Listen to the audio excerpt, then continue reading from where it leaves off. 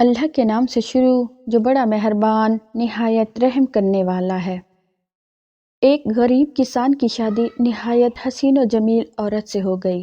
اس عورت کے حسن کی سب سے بڑی وجہ لمبے گھنے سیاہ بال تھے، جن کی فکر صرف اسے ہی نہیں بلکہ ان دونوں کو رہتی تھی۔ ایک دن کسان کی بیوی نے اپنے شوہر سے کہا کہ کل واپسی پر آتے ہوئے راستے میں دکان سے ایک کنگھی تو لیتے آنا، کیونکہ بالوں کو لمبے اور گھنے رکھنے کے لیے انہیں بنانا سنوارنا بہت ضروری ہے، اور پھر میں کتنے دن ہمسایوں سے کنگھی منگواتی رہوں گی۔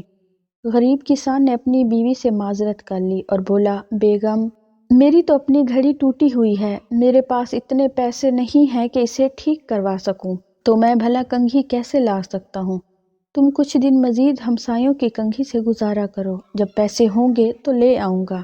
بیوی اپنے شوہر کی مجبوری کو سمجھ رہی تھی، اس لیے زیادہ تکرار نہیں کی۔ کسان نے اس وقت تو بیوی کو چپ کروا دیا، لیکن پھر اندر ہی اندر اپنے آپ کو کوسنے لگا کہ میں بھی کتنا بدبخت ہوں کہ اپنی بیگم کی ایک چھوٹی سی خواہش بھی پوری نہیں کر سکتا۔ دوسرے دن کھیتوں سے واپسی پر کسان ایک گھڑیوں کی دکان پر گیا اور اپنی ٹوٹی ہوئی گھڑی اونے پونے داموں بیچی، اور اس سے ملنے والے پیسوں سے ایک اچھی سی کنگھی خریدی اور بڑی رازداری سے چھپا کر گھر کی طرف روانہ ہوا۔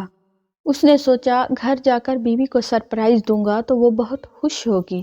جب وہ گھر گیا تو کیا دیکھا، اس کی بیوی نے اپنے لمبے بال کٹوا دیے تھے اور مسکراتے ہوئے اس کی طرف دیکھ رہی تھی۔ کسان نے حیرت سے پوچھا، بیگم، یہ کیا کیا تم نے؟ اپنے بال کیوں کٹوا دیے؟